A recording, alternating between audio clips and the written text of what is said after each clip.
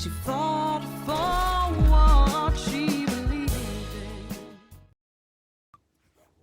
So I'm going to rewind this a teeny tiny bit so that I don't interrupt him, because I'd like you to hear what he says in its entirety without me interrupting. Aggressor. Now the problem with her being the primary aggressor is in an instance of domestic assault, be it a male or be it a female, we shall arrest. Now that doesn't necessarily mean they have to go to jail. We can do a citation if it meets one of three criteria, which one of them is that we can ensure that they're not going to further risk each other's safety. But the problem with that is they live in the same vehicle. That's what I was going to say. The other part of it is there was actually an injury to the victim, which is him. Right, and I'm getting conflicting stories about why they hit the curb up here. What did he say why he hit the curb? Well, I watched it. This is what I saw first. Saw him cross the double yellow. I was doing 42 miles an hour. I was, I don't know, probably 2 car lengths behind him, tapping my whales at him, trying to get his attention. They knew I was behind him. And then after he crossed the double yellow, he merged over into the right lane, and then out of nowhere, just boom, and hit the curb. So did he say why? He said that she grabbed the wheel and turned it real hard. She said that she was hitting him in the arm. So sounds legit. I mean, I'm sure if I'm driving and my arm's on the wheel and I'm getting hit in the arm, I'm probably pulling on the wheel. yeah, And I'm sure it was a little of both. I mean, usually the truth is somewhere between. He's probably trying not to say that he hit her because he probably doesn't want her charged with assault, domestic assault. He probably would rather say she pulled the wheel than hit him. So they're doing a lot of interpretation of the evidence now. So instead of just simply looking at facts, they're really trying to interpret the facts in a way that fits their conclusions, instead of looking at the facts and then making conclusions. Right. So, unfortunately for her, we cannot treat, just because he's bigger and stronger, and even if he's not willing to press charges, we can't treat this differently than if it was a male on female violence. Okay, so he's just said, you know, unfortunately for her, even though he's bigger and stronger, we can't treat this differently than if it were male on female violence. And let me tell you this, one thing I'm 100% sure of is that if the genders were reversed here and it was the woman who had the scratches on her face and who, you know, the guy had admitted to punching in the arm, I think they would have made an arrest. I do. So he just got finished saying we can't treat this differently because of the gender of the primary aggressor and the victim. He's just got done saying that.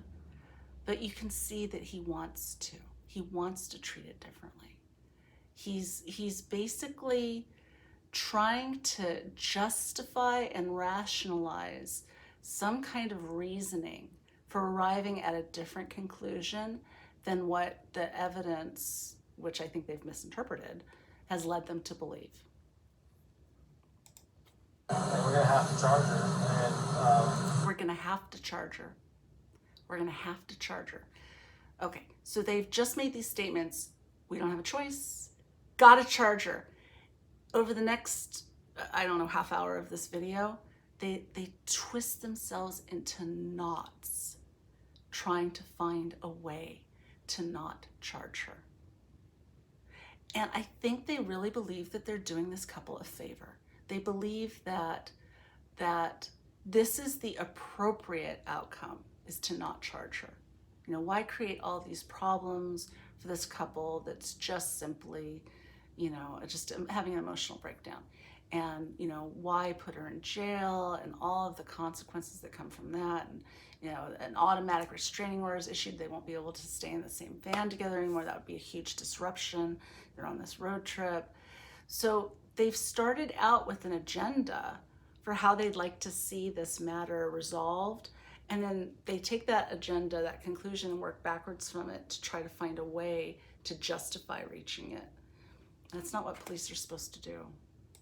We can do a citation if there's some arrangement that can be made to separate them, and then we have to let them know that there's no contact order in effect. And we have to let him know that the only way to drop it is to go into the police department during business hours and fill out a waiver, which, by the way, what's today? Thursday? So it won't be till tomorrow. I know it. They're till noon, I think. Yeah. They're only there till noon on a Friday. So what they've just said is that if they do a cite and release, they arrest her and give her a court date, but she doesn't actually have to go into jail. But it comes with a no contact order, which means that they have to be separated until the next day. He can go in if he can get there before noon, because they close at noon, and fill out a waiver. So it basically is, letting the state off the hook for, the resultant liability if, one of them ends up killing the other. No, we know about this no contact order, but we want to absolve the state, of liability in this, and let's vacate it. Let's vacate the no contact order and just allow us to work this out ourselves. Which I'm sure he's going to want to drop it. Well, the other part of it is they said that they've been on 4 or 5 months that they've been living out of this van together. Well, this is really bad news. Let's talk to him first. This is really bad news. Let's talk to him first. So they've concluded that there's this mandate to effect an arrest against her is really bad news. So let's go talk to him first. Right? Yeah. And here's why I'm harping on this so much. I think that they probably got it wrong about who the primary aggressor was, and very few people, I'm sure, would disagree with that, given that she's now dead. But regardless of whether they got it wrong, police get things wrong all the time. They're constantly misidentifying suspects. Regardless of who got arrested, whether it was Gabby or Brian, if they had arrested someone, the outcome of this probably would have been entirely different, because she may not have been able to get out before noon on a Friday. Chances are good that she wouldn't get out by then. So she'd have to spend the whole weekend in jail. And then on Monday, she's going to be calling her folks for either bail money or to set up a flight home. Because again, when she gets released, part of the terms and conditions of her release from jail is a stay away order, and that means that she can't go back into his van and keep on camping with him. So I think if she had spent the whole weekend in jail and called her folks, they would have been like, okay, for God's sakes, no, someone's flying out there to get you. We're sending, money to a Western Union. We're doing whatever. I'm dating myself. We're getting you home. We're getting a flight for you. And so my guess is, I think this is a pretty educated guess, that upon her release from jail, she wouldn't have gotten back in the van with him, and she'd probably be alive today. So I can't prove that's the case, but these police officers, by substituting their own judgment, by implementing their own improvisational one-night stay away order that was, of course, not legally enforceable whatsoever, they basically deprived her of the opportunity to have a formal overseer of her relationship, meaning the court system, which would have entered her into the diversion program or something. It would have basically triggered a series of things that would happen. And it's very possible that there would have been a different outcome to this.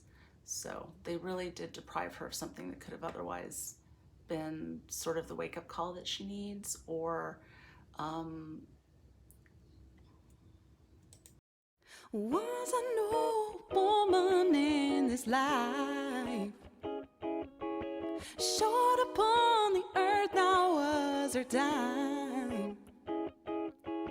Of all the seeds she'd sown in the people she had known, deeply did she touch the soul of mine. She called a spade a spade. She stood on the edge of reason, and even faced with death until her final dying breath. She fought for what she